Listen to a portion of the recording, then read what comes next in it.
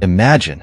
Suddenly, the descent occurred, bringing fantastical items from another world into our reality.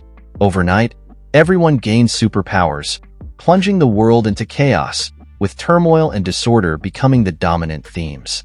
Our protagonist of the story, Hao Han, a seasoned otaku and an ordinary NEET, just wanted to spend his life quietly with his inflatable girlfriends. But he never expected that, along with the items from another world, there would also be women too.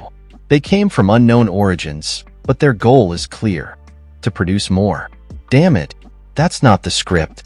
Let's get back to the story. Their goal is clear: to capture Hao Han. No matter what their purpose is, since they've come knocking on his door, how could he not take up his arms and seize the opportunity? Bring it on, girls who don't know what they're getting into. He will protect this world, and he will have all of them. During these past few days, a mysterious game called Post-Apocalyptic suddenly became popular all over the internet. Many game lovers became addicted, but what is hard to understand is that the developer is still unknown, as if this game emerged out of thin air. Hao Han, at home drinking beers while sitting on a sofa, said, even if it was a ghost doing, he can't play video games anyway, not in this life. He stood up, gave a big burp, and threw the can away while walking to his bed. Specialists warned that it's not worth indulging in video games, especially concerning ones of unknown origins, lacking supervision and regulation. Please take the initiative to uninstall it to avoid falling into a fraud trap, they said. After that, he fell asleep silently while putting his left arm on a pillow. Otaku girlfriend. A mysterious voice said, she finally found him. He opened his eyes in haziness. A girl with a combination of cute and sexy features appeared to be sitting on his body, saying she would now take care of it.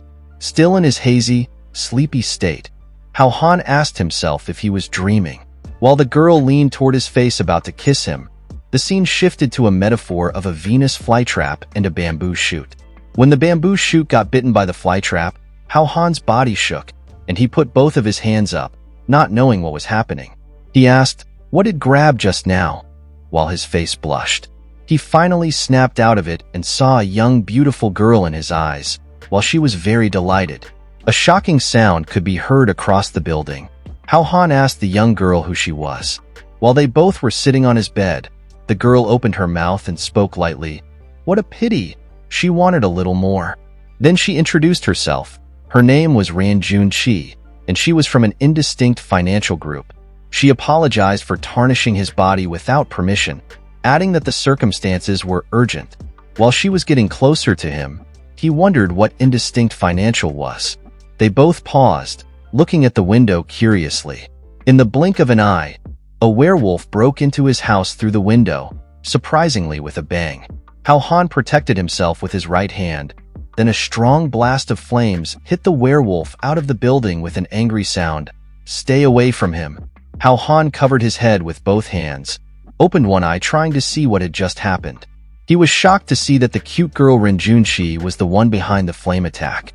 Ranjun Chi, still sitting on the bed, her hands not yet released from an attack form, with the sparkling of flames visible, said, before she completes her gathering, no one can even think of harming him. They both looked through the hole in the wall, seeing more werewolves coming with a roar. Ranjun Chi said, ugh, there are more. She jumped from the building through the wall, looking back and telling Hao Han to wait a moment. She would deal with those beasts, then she would happily look for him.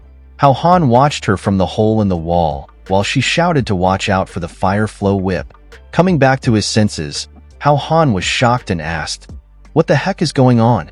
A mysterious sound came from the monitor and said, it never expected what it developed to be so fierce. It even got through the dimension barrier. Hao Han looked at it curiously, seeing the monitor asking him to be ready because it would be more exciting soon. With an angry face, saying nothing, Hao Han walked to the monitor, grabbed a chair, prepared to hit the monitor, and asked, what the heck of a toy is it? The monitor replied that it wasn't a toy, but the ruler of the post-apocalyptic game, and it was about to become the world's most famous ruler. Hao Han paused and asked, if it wasn't the developer of that mysterious game. The monitor then introduced itself as Wan Xiang, the past's, the present's, and the future's most powerful system. It continued that this game was just a practice, It just used a little bit of its ability and already managed to make these ordinary people incapable of freeing themselves. Hao Han pointed at the hole in the wall and asked, "In that case, whatever is happening outside, is that also its doing?" Wan Xiang didn't answer and continued its blubbering. Just playing games on the phone is too tiresome, and it doesn't reveal its wisdom and power. After going through 10,086 updates and alternatives, it successfully got through the dimension barrier. The world and the game have already been interconnected. That woman from a moment ago, and those werewolves are all characters of its game. They all come looking for him, simply by passing through the wormhole. With a cruel look on his face, Hao Han asked the system, "Why are they looking for him? Do you have never played its game before?" The system replied that it was just a coincidence. When it was constructing the game's world outlook, it needed to look for a common host for all creations, similar to the Panga creation mythology. Hao Han asked, "All right, and then what?" The system said it casually found a picture of Hao Han randomly on the internet, and therefore all the characters of the game are convinced that he is their savior. They came looking for his help because only the game characters can enter the real world, and he's unable to enter the game's world. The system also told him that the woman named Ranjun Shi would use every method to seize Hao Han's energy element, which means his seed. This way, she could take his offspring back to the game world, thereby giving birth to a savior, changing the course of events. A flood of tears came out of Hao Han's eyes, and he asked Wan Xiang, "Is it saying that there will be more young girls coming to get his human body?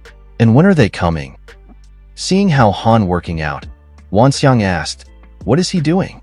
Hao Han replied that he's warming up to get ready to meet the upcoming fierce fights. The system said in that case he's overthinking. Their goal is to take over his energy element. After all, one descendant of the savior is enough. Therefore, no matter who takes away his first time, in the end, either they will cut off the top of his head or the bottom of his head. "Damn it, poor Hao Han," Wan Xiang said. After hearing this, Hao Han became anxious and sweat emerged on his face. He then packed up his things and prepared to run away. The system asked him where he was going. He replied, he isn't going to get killed by it.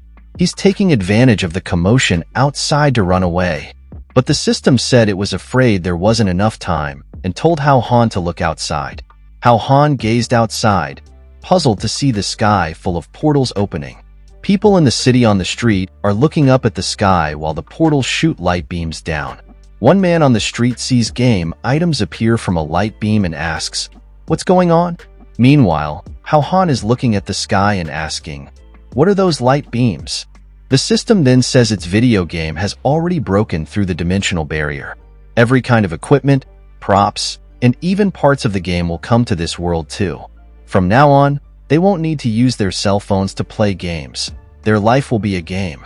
Hao Han turns his head back to the system, clenching his teeth, and says the system is crazy. Thinking this time if it wants to get a hold of him, running away won't be useful. He looks through the hole in his wall, seeing Ranjun Shi sitting on the street in front of a large werewolf king. Earth system rank 3, and he says, "This is bad. This girl can't fight anymore." He asks the system, "Since this is happening, just quickly give him some equipment and props. He's the savior, so he can't just be killed by a mere group of barking dogs at the start." The werewolves are puzzled about the phrase, barking dogs, and mutter that they're clearly wolves. The system states that it came here to grant him the most powerful golden finger. The rules are very simple. If he makes it feel good, he can obtain free points. The points can be converted to chances to draw cards, to win occupational skills, equipment, medicine, soul beasts, and rank treasured props. Technically, a basic concept of RPG games. Upon hearing this, Hao Han's face becomes one of the titans in Attack on Titan. He asks the system what it defines as an act that makes it feel good, while thinking why he has an ominous feeling about this. The system tells him it was brilliant how he was written by Ranjun Shi. It will reward him with 30 points. Immediately, a plus 30 points appears on his head, indicating that his points are up. 3 glowing cards appear in front of him. The system says, use 30 points to draw a card. Red represents occupational skills, blue represents equipment, and gold represents medicine. Now he can choose. Clenching his teeth, our protagonist smiles and says, obviously a skill. The system congratulates him for gaining a C-level occupational skill, Flame Blast Fist. Attribute, Fire. Attack potential, plus 300. Damage to wood attribute, plus 100. Damage to other attributes, minus 50. Effective time limit, 5 minutes. His wrist is glowing, and a system watch emerges on his wrist. This is his equipment. He should put the obtained skill on top of it for activation. In the blink of an eye, the watch absorbs the skill card. He complains that it's showing him an earth attribute, but he got a fire skill. There's no other solution. He will just try his best to survive. His watch buzzes out the fire, his eyes are glowing, and flames are coming out of his eyes and surrounding him. The large wolf king exhales and releases his strike, with a roar-rip bang. The poor girl Renjun, she flies away with her dress ripped off. The large wolf king prepares to unleash another strike while Renjun Shi, lying on the street, has one hand covering her chest and another on the street to balance her body. She's sorry to her dad that she's useless. She couldn't even complete the mission of bringing back the savior's lineage. With another strike swishing her way, she can only repay his affection in the next life. A flash of fire and sparks rush out of Hao Han's home, and the bang sound can be heard. He jumps in the air and says, "Keep its ugly claws," finishing his sentence with a powerful punch of Flame Blast Fist to itself. The large wolf king's head is buried in the ground, a huge crack visible. Hao Han lands handsomely in front of Renjun Chi. Upon seeing her savior as a knight in shining armor, Renjun Chi blushes and falls for him head over heels. Hao Han's hands are still burning with the Flame Blast Fist skill. Other werewolves come rushing in to attack Hao Han, but he appears to be calm. Renjun Chi warns him, "It's dangerous." Exhaling, he says he doesn't have time to play with these puppies. With an uppercut, flames surrounding him buzz up, knocking all the werewolves away. He then jumps from his position, going straight to the large wolf king, and says it is his next target. The large wolf king, just getting back up from Hao Han's blow before, sees him coming at it again, howling in rage. While it's roaring, our protagonist, with the Flame Blast Fist skill burning in his arm, unleashes a fire punch into the large wolf king's stomach to finish it. Last game strategy. In front of absolute dominance and strength, attribute boosts can be disregarded. The large wolf king disintegrates and disappears. A notification window appears, indicating plus 50 above the large wolf king, and rushes to Hao Han. While he's checking the system screen, the remaining werewolves start to flee. The system window appears to be his attribute panel, showing his username as Hao Han, attribute, fire, occupation, undefined, rank, level 1, with the sidebar showing attack, 35, defense, 15, speed, 20, critical hit, 1, mental state power, 9. Later, at his home, while Hao Han is fixing the hole in his wall, Wan Xiang, the system, asks him, "How is it? Is he enjoying the game? It's amazing, right?" Hao Han turns his head back and tells the system, "One more time." He doesn't like to play games. Behind him, Renjun Chi asks him if they both can continue their business now. That reminds him, when they finish gathering, they'll kill him on the spot. So, he makes an excuse and tells her, no need to rush, he's a bit hungry, so he's going out to buy some midnight snacks. Just wait here for him to come back. Upon opening the door, another woman stands in front of his door, pushing him back to fall on the ground. She tells him that he isn't going anywhere. She steps on him to pin him down in place and introduces herself as Lin Fei, an officer from the Special Duty Bureau, and says they're carrying out a task. She asks him to cooperate with her, telling him that they suspect an abnormal intruder is at his house. Hao Han remains puzzled while Lin Fei orders her subordinates to go in. In Hao Han's house, the Special Duty Bureau staff are checking everything, while Lin Fei orders her subordinates to search every spot and not leave out any detail. Hao Han looks left and right, guessing the game character girl escaped. Fortunately for him, she wasn't discovered, or else he probably wouldn't have been able to explain the situation. Hao Han tries to explain that he's a really good citizen, doesn't have a criminal record, and doesn't have any harmful addictions.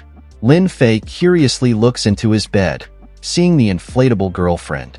While Lin Fei is checking his bed, Hao Han blushes, seeing her backside in full scale, but his concentration is interrupted by Wan Xiang, the system, appearing on her walkie-talkie screen and laughing at him.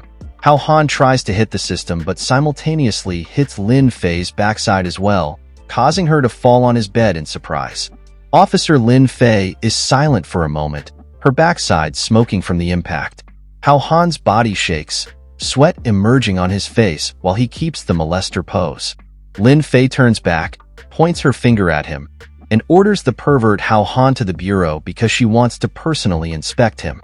On the street inside the police vehicle, Hao Han's hand is cuffed to the grab handle.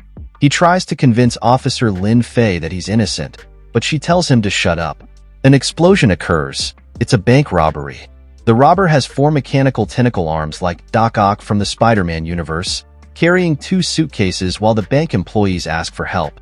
There are lawbreakers and a couple of monsters from the game world as well. Hao Han, still handcuffed, upon seeing this, says, "Things are messed up. This world is in a mess."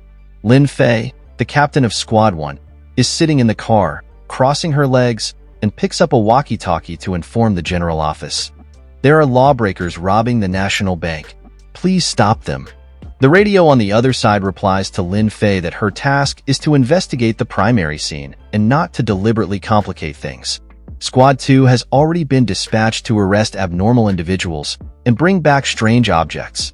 This was the director's idea. Lin Fei tosses the radio away while grumbling. These trash rebels just took advantage of the situation. They should be exploded into little pieces. Hearing that, Hao Han clenches his teeth in fear silently. At the Special Services General Headquarters, Hao Han is ordered to sit tightly in the interrogation room. He asks the officers how long he needs to wait, but they just ignore him without answering. He contemplates, thinking that damned system really will kill him this time. He decides he will just tell them everything when he gets a chance, adding that he's also a victim. Wan Xiang, the system, shows up unannounced on a surveillance camera behind Hao Han, mocking him for being a fool because he has the strength to knock out all of them. Yet he's here, and it is really disappointed in him. Hao Han turns back, points his finger at the system, and blames it. If it wasn't for it randomly using his picture, he wouldn't have become the killing target of both worlds. In the monitor room, Lin Fei is sipping hot coffee while asking one of the officers what he thinks. She decides to lock Hao Han up alone in the interrogation room first, believing his psychological barrier will fall apart in a fraction of a minute. But what they see on the monitor screen is Hao Han making mocking faces and showing his middle finger at the monitor, not knowing he's talking to Wan Xiang, the game system. Upon seeing Hao Han act, Lin Fei's eyes glow in rage, an ominous aura emerging from her body while she carries the coffee cup, which becomes cracked. She says she never expected his psychological quality to be so strong. That's a good thing because it looks like she underestimated him. When she tries to open the interrogation room's door, an officer catches her hand on the handle. His name is Tang Siyao, and he tries to confess his love to Captain Lin Fei, saying, "Don't just refuse like this." It's well known that he's captivated by her, and she still refuses like this. He's unsettled. Please give him a chance. He promises that tonight will be a memorable one. Lin Fei puts on her scary face like a ghost, giving a deadly glare at Tang Siyao, and tells him she knows his nature very well. She isn't like some idiots that got pregnant by him. If he dares to harass her again, she'll cripple him. Then she enters the room and slams the door to close. Behind Tang Siyao, a couple of girls officers gossip about him, saying, "Another failed confession." He thinks he can use Lin Fei to establish a relationship with the director and climb higher. That's so low of him. The girls add, why didn't he pursue Lin Fei in the past before her father became the chief of authorities? A man like him is a coward. Tang Siyao turns his head back, with an intense, angry look on his face, clenching his teeth, and says, "Wretched, gossipy women." Meanwhile, in the interrogation room, Lin Fei sits in front of Hao Han, crosses her legs, holds her hands under her chest, and asks Hao Han what he saw in tonight's unknown invasion and why the first invasion wave happened at his house. Hao Han puts one of his hands behind his head, laughing, and tells Officer Lin Fei he doesn't know what she's talking about. Lin Fei slams the table, telling him to stop pretending in front of her. She leans down to him with a classic interrogation style, puts one hand on her waist, and asks, Why did they look for him? Damn it. Heaven above, I really love this classic style. Hao Han, unexplainably, scratches his cheek and blushes, looking at Lin Fei's big, juicy melons. A moment later, on the building staircase, a splash of blood can be seen on the wall while laughing sounds can be heard.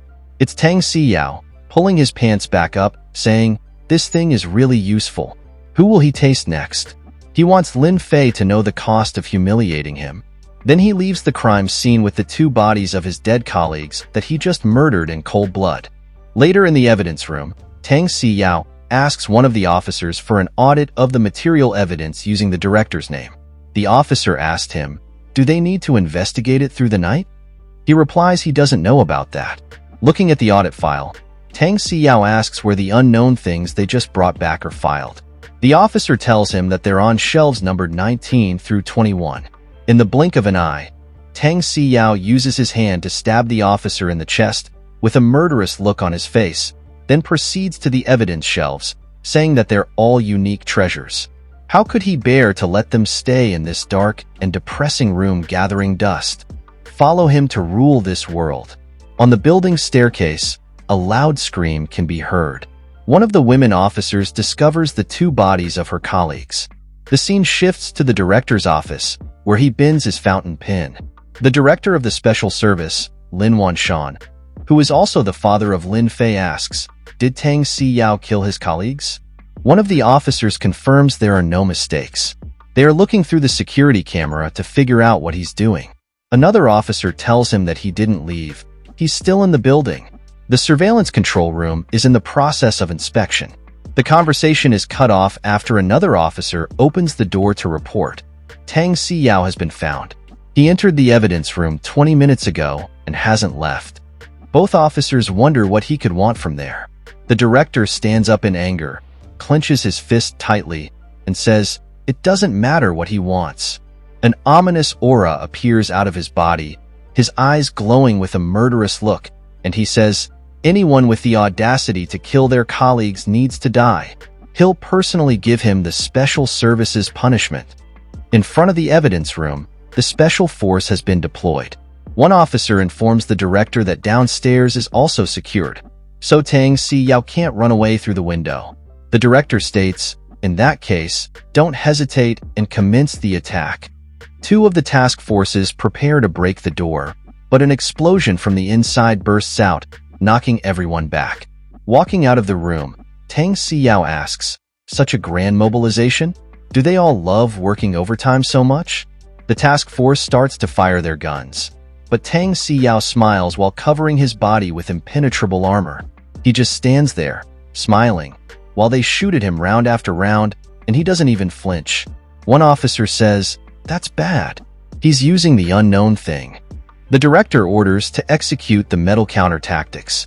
The task forces throw liquid nitrogen grenades at him to break his armor, but he notices it and states, "How naive of them to try to break his armor." He lifts his hand, extends it up, and flames start to emerge from his hand. Smiling like a psychopath, he tells everyone that today he will show them what real terror is. The director orders to sound the alarm and evacuate everyone. He dashes forward to confront Tang Siyao. Tang Siyao laughs and asks if the director thinks he stands a chance against him. With the sound of a bang, their hands clash against each other. The impact is so strong, knocking both of them backward. But Tang Siyao's flame seems to do more damage, extending to hurt others while they are clashing. Inside the interrogation room, Lin Fei is locking Hao Han's neck in her arm, torturing him, asking him to speak about what exactly happened in his room. But suddenly, she is interrupted by the alarm. Everyone is panicking. She asks what is going on. In a shocked demeanor, they answer that Tang Siyao transformed and quickly ran. Unexpectedly, the ceiling is destroyed, and Tang Siyao jumps down from the upper floor. With a monstrous look, Tang Siyao greets her, saying they meet again. She quickly pulls out a gun. The scene changes to Hao Han coughing from the madwoman's torture. Hao Han hears the bang sound from the wall. He takes a look and sees Lin Fei taking a blow from Tang Siyao in the strange armor suit. Tang Siyao unequipped his armor, grabbed both of Lin Fei's hands, and pushed her against the wall while she helplessly struggled to escape his grasp. He asked her how she would resist him this time, with a perverted tone, while she clenched her teeth. Upon seeing Hao Han, she asked him to save her. Tang Siyao turned his head back, seeing our cowardly protagonist trying to sneak out of the room. Hao Han put his hand behind his head, laughed friendly, but sweat appeared on his face, and he said he was just coincidentally in this room and didn't want to disturb the two of them. In his thoughts, he just didn't want to get involved in this mess. Tang Siyao told him, "All right, just get lost," while grabbing both Lin Fei's helpless hands. Upon reaching the door, Wan Xiang, the game system pretending to be Hao Han, mocked him. "Despicable scum. Bullying women doesn't make him a hero. Come to him if he has the guts." Tang Siyao turned back to Hao Han again, with an angry face and a vein visible under his eye, asking Hao Han if he had a death wish. While Lin Fei was blushing, Hao Han was scared, sweating bullets. He pointed his finger at the security camera and said it wasn't him who said that. It was the voice from there. Tang Siyao, outraged, clenched his teeth with veins all over his face, pointed a finger at Hao Han, and told him this was the last time he was giving him a chance to leave immediately. But the system continued to mock Tang Siyao, calling him useless trash, incapable impotent, asking if he thought he could do it. Tang Siyao turned back with a murderous look this time. Seeing this, our cowardly protagonist, with tears flowing from his eyes like a river, said it really wasn't him. Tang Siyao, with his hand covered by his armor and sparks of lightning, rushed toward Hao Han in a flash, saying he was going to tear him into pieces today. Immediately, Hao Han drew out a skill card, leaving Tang Siyao puzzled. He put his card into his skill absorber watch and said, "Please, don't be a useless skill." Two big flame orbs appeared under his palms, casting fire surrounding him. A notification popped up saying, "Congratulations, player. He has acquired a C-level skill, Blood Dragon Pillar. Attribute, Fire. Attack power, 250. No attribute conditions." With that, a huge flame attack burst up in the room, causing the walls to shatter into pieces. Tang Siyao put on his armor and fell back to evade the attack, saying he had let his guard down while coughing. After the flames settled down, multiple broken walls could be seen, and Tang Siyao was sitting, thinking that Hao Han was pretending to be weak. But it didn't matter because this only made the game more fun for him. Then he released some sort of energy from his card absorber watch, similar to the one belonging to Hao Han, and commanded it to go find them for him. Meanwhile, Hao Han and Lin Fei were both panting after escaping from Tang Siyao. Hao Han exhaled in relief, saying they finally escaped, while Lin Fei was still panting. Suddenly, the game system appeared on the monitor and scolded Hao Han, saying he was its chosen savior and asking how he could be so cowardly. Shocked, Lin Fei opened her mouth widely and asked, "What the hell?" After hearing what the game system said, Hao Han's face became serious, clenching his teeth in anger. He asked the system if it thought he would give in for free, mentioning how many skills points that guy had on his bracelet and how he could possibly beat him. The system, smirking, replied that he was the chosen one and asked what he was afraid of. It's just equipment, and it told him to please it, and he could have as many points as he wanted. Meanwhile, Lin Fei's mouth was still open wide in shock. Mistook Wan Xiang was the computer virus. But she was interrupted by Hao Han, convincing her that they were innocent and the real culprit behind all of this was Wan Xiang. It created a post-apocalyptic game that broke the dimensional barrier, and now game items and characters are invading the real world. Lin Fei now understood that's why Tang Siyao suddenly became stronger. He must have taken advantage of the situation and claimed all the items that Special Operation Bureau had recovered. After that, Hao Han asked where she was going. She replied, "To find her dad. He's the only one who can subdue Tang Siyao now." Lin Fei turned her head back after hearing Wan Xiang asking, "Is it this half-burned person?" Lin Fei, confused, asked, "What?" Wan Xiang explained that the footage from the monitor outside the evidence room showed her dad fighting with Tang Siyao and being seriously injured. Now he was probably barely alive. Lin Fei, now worried about her dad, wanted to see him immediately. Tears started to drop from her eyes, but Hao Han told her to calm down. If she goes now, it would be a death sentence. Then Wan Xiang showed them the footage of the three-headed wolf and told them to make haste, as that guy was already catching up with them. Lin Fei, crying, begged Hao Han, saying he was the only one who could save her dad, and she would do anything if he helped. Hao Han stood still and speechless. Wan Xiang, the game system, interjected, telling her to make him excited. Hao Han glared at Wan Xiang and said it was truly a devil, while Lin Fei wondered what "make him excited" meant. Then she grabbed the tip of her skirt and pulled it up, asking, "Is it like this?" They both blushed while Wan Xiang complained that it was too plain and ordinary and didn't feel any emotional stirrings from this. It added that it seemed she didn't have much attraction for him. Hearing this, Lin Fei became embarrassed, her face blushing, and the word unattractive hit her hard. She pushed Hao Han to the ground and said she would give it her all. Heavenly light started casting upon the earth while she took off her undergarments with a cute little Lin Fei sticker on the top layer. Thank God. My heart is going to stop, extremely focused on looking at her blushingly. She said that she had been a goddess in countless people's hearts since she was young. How could she not attract him? Upon seeing this, Hao Han's face became delighted, his mouth watering, and sweat came out all over his face. This is pure suffering. Lin Fei, intensely blushing, asked, "Can we stop now?" Wan Xiang happily replied, "Great job. It's very satisfied now." Hao Han, still sitting on the floor, regretfully apologized to her while she facilitated herself. Immediately, a notification window popped up showing him that he had gained 200 points and congratulated him for leveling up twice. He was now the first worldwide player to reach level 3. His stats updated to attack 75, defense 35, speed 30, critical hit 3, and mental state power 15. The system asked him to draw a card, noting that level 3 players have a higher chance of drawing advanced items. Suddenly, multiple sounds of the door being impacted could be heard. With worried looks in their eyes, they realized they had been discovered.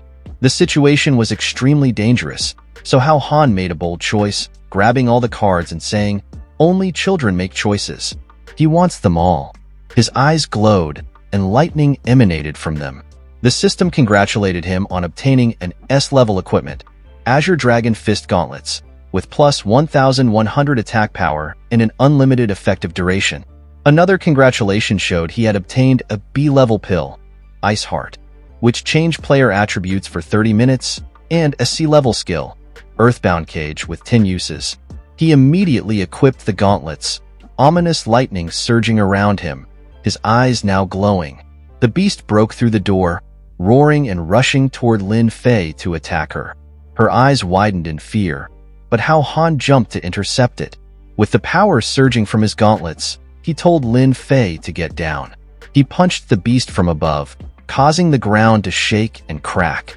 The beast cried in pain after taking the blow. Meanwhile, Tang Siyao wondered why the ground was shaking. An explosion of shockwave combined with a power surge buzzed out from the building. Seeing this, Tang Siyao clenched his teeth, smiling excitedly. The three-headed wolf was instantly killed by that attack. To think that Hao Han had more tricks up his sleeve. He quickly ran into the building, shouting, "It's all his now." Back with Hao Han, the three-headed wolf lay lifeless after taking the blow. Pulling his fist back while the gauntlet was still smoked, he was surprised by his own strength. Lin Fei was amazed as well. Wan Xiang informed them that the Azure Dragon set was one of only 4 S-level equipment sets. It had 5 components, and when fully assembled, it could rival even triple S-level god equipment. Hearing that, Hao Han praised Wan Xiang, calling it the most wise and intelligent AI god of his time, and said he would rely on its guidance to witness the full glory of the Azure Dragon armor set soon.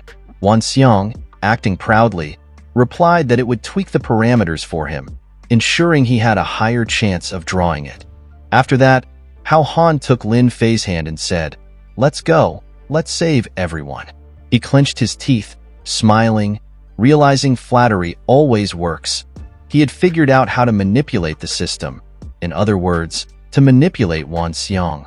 Suddenly, a shard of crystal came to his face at high speed. He quickly blocked it with his gauntlets, breaking it into pieces, and scolded Wan Xiang for not warning him that there was an enemy at the door. Wan Xiang, the system, replied angrily, because he kept talking to it. The attacker was Tang Siyao, who said, Hao Han got some nice stuff. Join him, and together they'll conquer the world. Hao Han lifted both hands, apologizing that he isn't interested. He just wants to go home and sleep. And Tang Siyao should move out of the way. Tang Siyao, angry, said Hao Han didn't know what's good for him, so he'd send him on his way with another crystal attack. 3 crystals came at Hao Han at high speed. Hao Han told Lin Fei he would hold Tang Siyao off so she could save everyone. She told him to be careful before she left.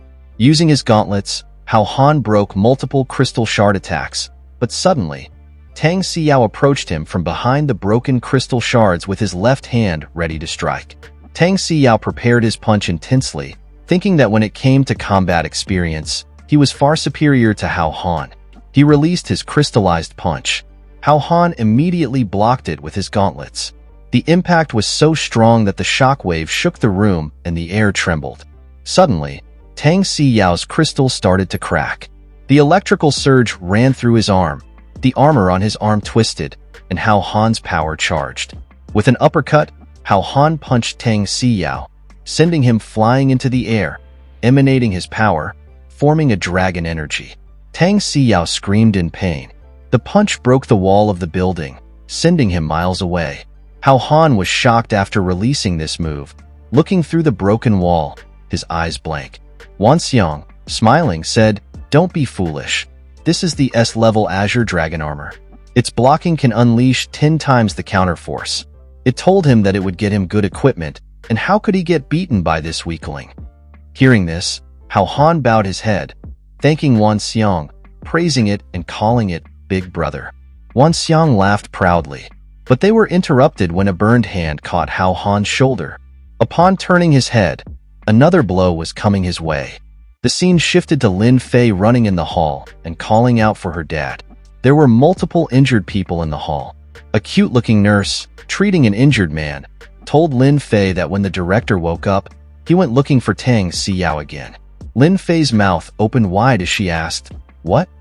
A moment later, a burned fist punched Hao Han, but he dodged it. The force of the punch was so strong that the wall behind Hao Han was destroyed. The patched-up man was none other than Lin Fei's father, the director. After evading the blow, Hao Han thought, "Isn't this Lin Fei's father?" He looked at the wall, only to see that it had disappeared and there was a big hole in it.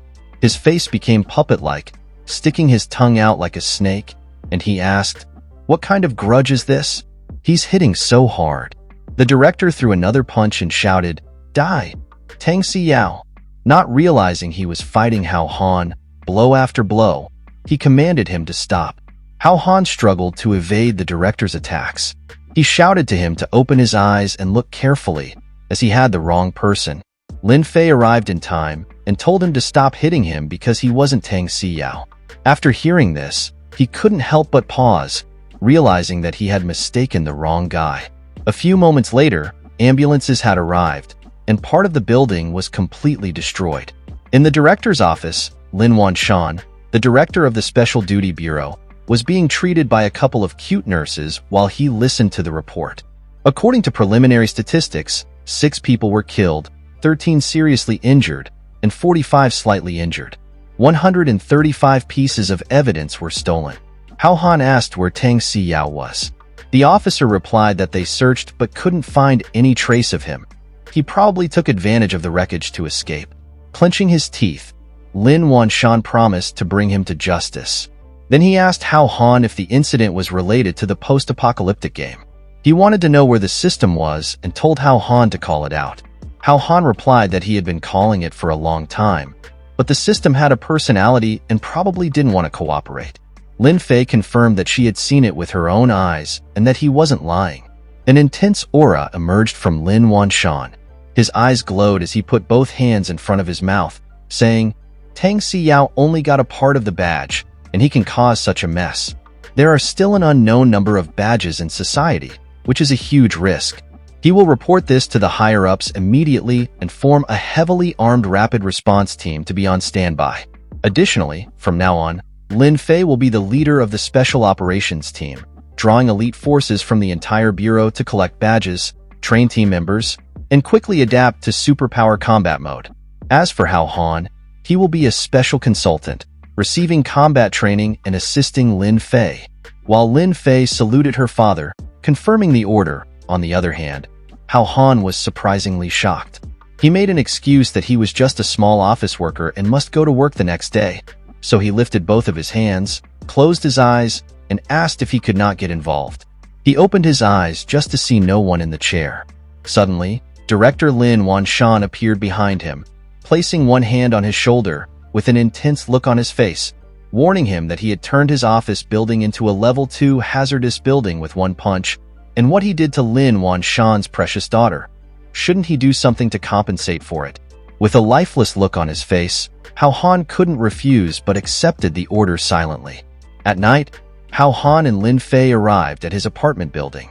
He sighed, grumbling that Director Wan Xiang really knew how to do business, adding that he was clearly helping, but in the end, he had to compensate. Lin Fei closed her eyes, her cheeks blushing red, and asked if he was so eager to cut ties with her. She added that he had seen everything and shouldn't he help, in a nervous tone.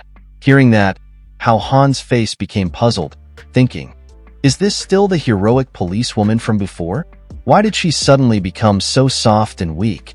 While he opened the door, Lin Fei told him not to dawdle, just pack his bags and come with her. Tang Siyao might retaliate against him, and the Special Bureau had arranged a safe place for him. He replied lazily, okay. Upon entering his apartment and seeing who was inside, he couldn't help but be shocked. With a lovely body figure, small mouth, pointy nose, combined with silver hair and orange eyes, in an uncomfortable pose with a blushing face, the girl was Ren Junqi, a game character from Wan Xiang's game world. She asked if he was done with his work, and said she was willing to wash away his fatigue if he was exhausted. Hearing that, Hao Han's eyes and mouth became square-shaped. He asked Ren Junqi why she was still there.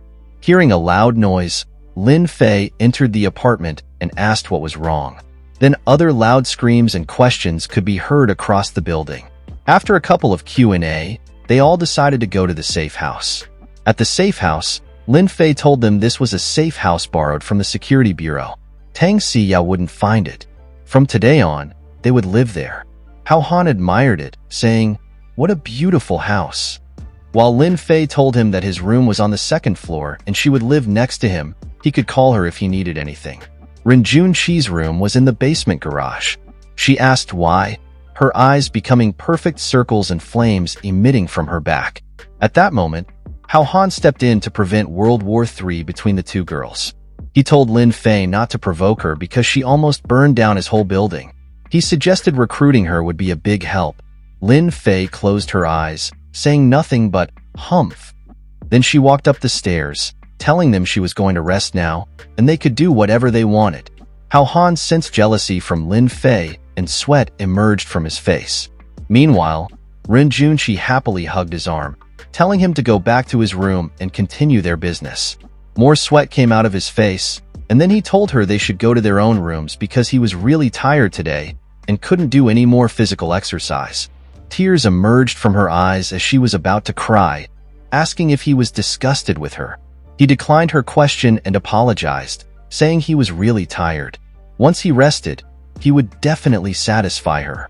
Closing his door, he sighed, hearing Ren Junqi say she would be waiting for him and to make sure to have a good rest.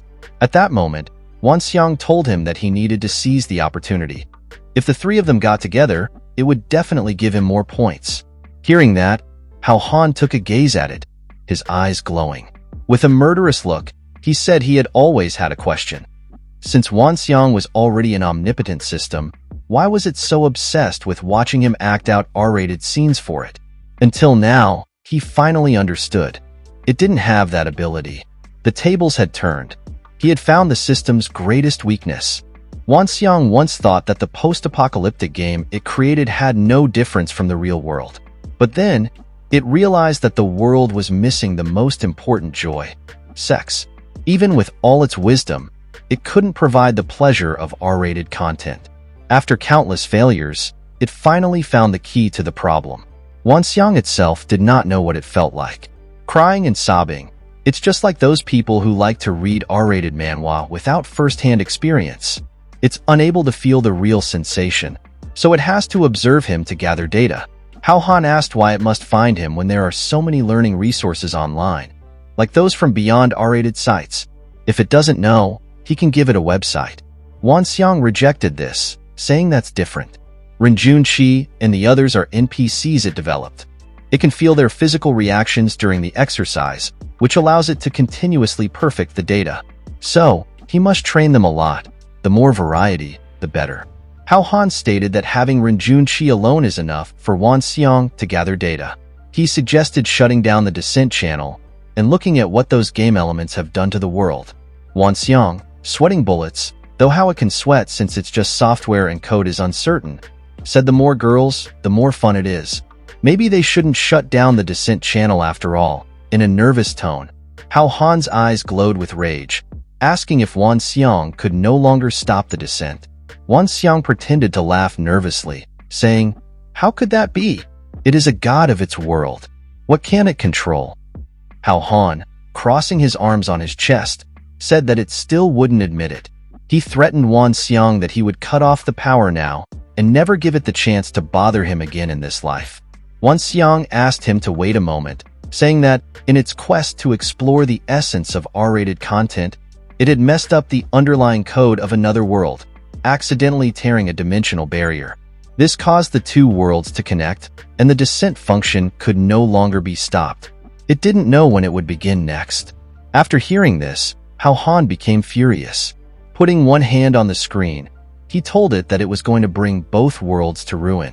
Wan Xiang replied that as long as it got enough data to complete the final game code, it could fix the crack. Hao Han mumbled about such misfortune. Therefore, Wan Xiang told him to rest for now and keep it up tomorrow. As he fell asleep, he thought the events that happened were simply too outrageous. The sun rose, and Hao Han woke up without any clothes, even though he had been fully dressed before sleeping. He was so tired he didn't even remember when he fell asleep last night. At that moment, he realized that all of his clothes were gone and asked where they were. Looking aside, he was surprised to see Renjun sleeping beside him on the bed while she was blushing. He took the blanket to cover himself, asking how she got in there. He had clearly locked the door. She replied, "Did he?" She had just pushed it a bit and come in. Hao Han looked at the broken door and imagined her strength was just to push it a bit. He paused for a moment and thought, could it be that his energy element had already been collected? Renjun told him not to worry. She just helped him undress. She hadn't done anything else while they were both bare-skinned on the bed. Geez, what can a man think after waking up in the morning like this? She closed one of her eyes, pointed her finger up while still in an uncomfortable pose, and added that he needed to rest well first to ensure the quality of the little worm. Then she picked up her shirt and went to cook for him right away. After she left, he sighed, gratefully thinking that she didn't take the chance to mess around. Otherwise, he would be dead. He needed to take better safety measures in the future. Suddenly, he noticed something and asked what this thing he was wearing was. He took it off, held it up in front of his face, and wondered what this ring-like object was. Later, he came downstairs, calling the security company to send him 10 locks, the kind that can withstand a nuclear explosion. He was shocked to see Renjun holding a kitchen knife, preparing to cook a meal with a tied-up tiger, which was sweating and begging for its life. The news on the television broadcasted that a fully grown Siberian tiger had mysteriously disappeared from their city's zoo the previous night. The police were intensifying their investigation and urging the public not to panic. He clenched his teeth, pointed his finger, and angrily ordered her to return the tiger to the zoo as soon as possible. She accepted the order and carried the tiger on her shoulder. As he closed the door, he thought this girl's thought process was really unique. Suddenly, there was a hand pulling the door. He asked what now, and a beautiful girl showed up, wearing a red crisscross halter and tight yoga pants. She had 2 large juicy melons and 2 big purple swords on her back. She asked him if he was Hao Han. He curiously replied yes and asked who she was.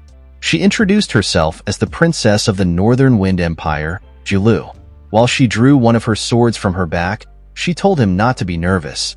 She meant no harm and just wanted to borrow something from him. Upon hearing that, his face became pale and his eyes widened, wondering what this something was. In that vast continent, The Northern Wind Empire is the strongest nation, with a vast territory and a strong military. All under heaven are her subjects. However, half a year ago, vicious demons attacked her country. The prosperous capital was burned to the ground, and the elite forces of the kingdom were completely wiped out. She alone bears a deep blood feud, seeking a way to defeat the demons. Her only hope is to retrieve the sword that once conquered the land and established the Northern Wind Empire again. The kingdom's guardian dragon general, and that person, is his great-great-great-grandfather, Do Jin. She explains the whole story while having Hao Han tied up in a chair. She adds that only by reclaiming the bloodline of the Hao family from him can she cultivate the hope of restoring the kingdom. She needs what he has, and he must give it to her. Hao Han laughs nervously, asking if he can give it, but if she can just go back after she gets it. She replies that the demons are also searching for him because he holds the secret to breaking their final seal. After this is done, she will personally send him on his way. Hearing this, Hao Han is outraged and asks why everyone is so unreasonable. Jilu says, "Enough talk. Let's begin." She draws her swords, slashing left and right. In the blink of an eye, Hao Han's clothes are shredded into pieces while he is still tied to the chair. Upon seeing Hao Han's bamboo shoot, she is amazed at its size, admiring it. As expected of the descendant of the guardian dragon general, she says, her eyes wide open in shock. Hao Han opens one of his eyes and immediately widens them upon seeing Jilu jumping into the air. He asks her what she is doing. Jilu, still in the air, with her yoga pants magically flying away, says she will be in his care. Hao Han screams, "No, don't." Then the scene cuts to where they are hugging each other, while a cute Renjunchi sticker appears out of nowhere. Thank God she's here. Otherwise, most of my viewers' hearts would stop in this scene. The scene then shifts to Jilu, who is extremely blushing. I cannot describe the detail because I have no choice but to skip the scene due to intense R-rated graphics. Jilu closes her eyes, opens them slightly, and says that she has read in novels that it gets better when he moves. Suddenly, someone points a Minecraft weapon at her and tells her to get down. It is Lin Fei. She asks what they are doing. Jilu turns her back to Lin Fei and asks Hao Han if that is his rightful consort. She adds, "Too bad for her, as she already succeeded." Hearing that, Hao Han clenches his teeth, with an intense look in his eyes, and asks Jilu who she is looking down on. "It's far from over." Lin Fei shouts at Hao Han. At a time like this, he's still doing such dirty things. Outside is utter chaos.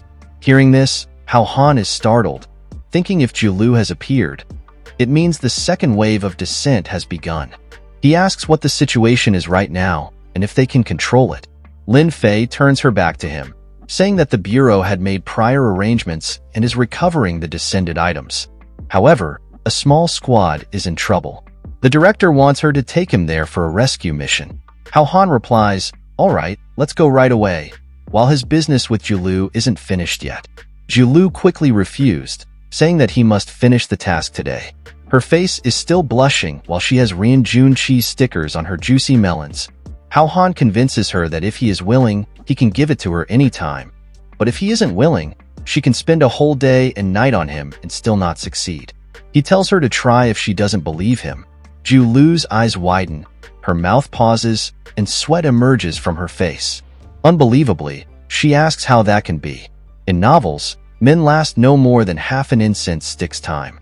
Hao Han mockingly asks if her novels mention such a huge bamboo shoot. Damn, that's my man. Finally, she understands and tells him she'll wait until he's willing. Hao Han is glad and tells her, all right. He'll give her a chance on the condition that she stays to help him. She agrees immediately and asks him whom to kill, while he tells her to stop touching there all the time. And I don't even know where there is.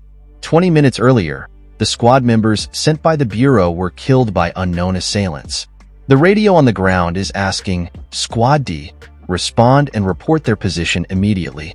Someone picks up the radio and replies. It's Tang Siyao, saying they're near the Fengyang Street parking lot and have encountered terrorist obstruction. They request immediate elite team reinforcement.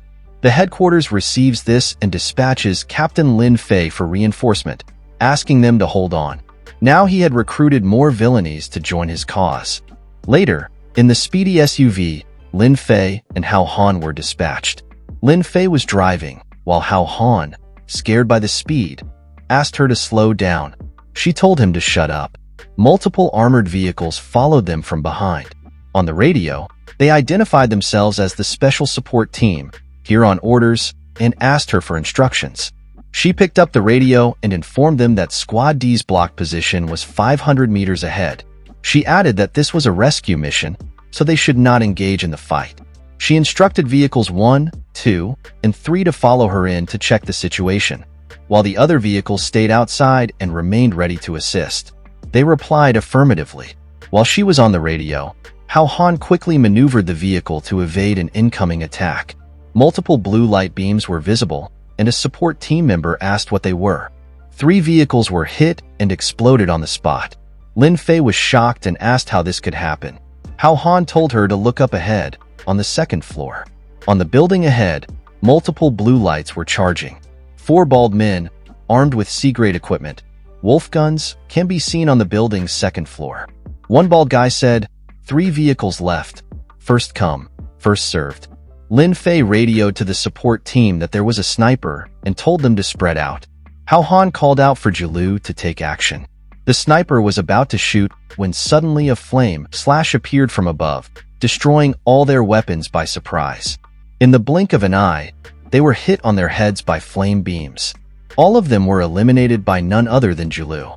She landed on the building floor, kneeling on one knee, holding her swords tightly. In the car, Lin Fei radioed her support team that the snipers were taken care of and that everyone needed to stay alert.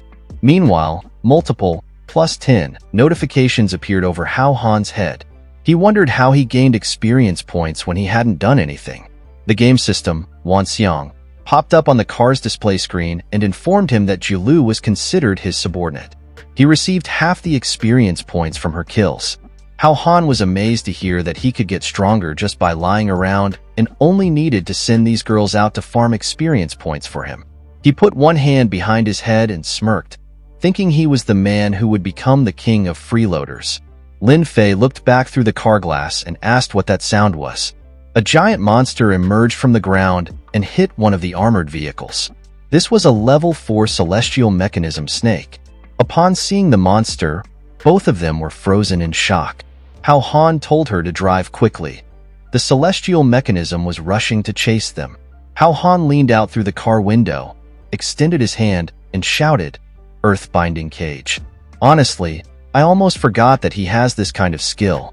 The earth started to coil around the mechanical snake like binding threads, but the snake broke free in a snap. Hao Han had no choice but to fight it himself. He thought this must be a trap and told Lin Fei to find a chance to break through, but she refused, insisting on fighting with him. Jilu quickly jumped at high speed and landed on the car, telling him that he wasn't a match for the celestial mechanism snake yet. The enemy was well prepared and very tough. Upon seeing Jilu's full figure with the caution tape, Hao Han couldn't help but be shocked, his cheeks blushing red and his eyes becoming small like a focused lens. Jilu stood up and told him she would handle it, so they could break through quickly. She then jumped toward the celestial mechanism snake, while Hao Han asked her to wait. He started to draw a new skill card, hoping the system would give him a high-level skill that could one-shot the celestial mechanism snake. To his surprise, the card he drew displayed, "Thank you for your patronage." He was furious and cursed the game system. Wan Xiang, the game system on the car's display screen, informed him that since it was a card drawing like in a gadget game, there must be probabilities. How could he get good stuff every time? Hao Han replied that it was BS because he hadn't let the system see any fan service this time. An orange glowing arrow hits the door on the driver's side, causing an explosion. The car door was blown away, but the car still maintained its balance. Lin Fei reacted quickly when she saw the arrow hits the door. She jumped to the other seat and landed on Hao Han. He asked her what that was, and she replied, "Arrows, exploded arrows," while she was still sitting on him. The car, now driving over speed bumps, wobbled almost to the point of overturning. I wondered if it was more advanced than a Tesla. Inside the bumping car, Lin Fei asked what kind of road this was while blushing and clinging to Hao Han's head in the indescribable situation. It was harder for Hao Han, who was blushing red, suffocated by her two big, juicy melons. Lin Fei asked if he had a gun in his waist because it was poking her so hard. Hao Han replied, yes, it's his gun, and she was going to break it by sitting on it. So, she asks if you enjoyed it, please subscribe to Hanami Chronicles. Click on a thumb up for more juicy content like this.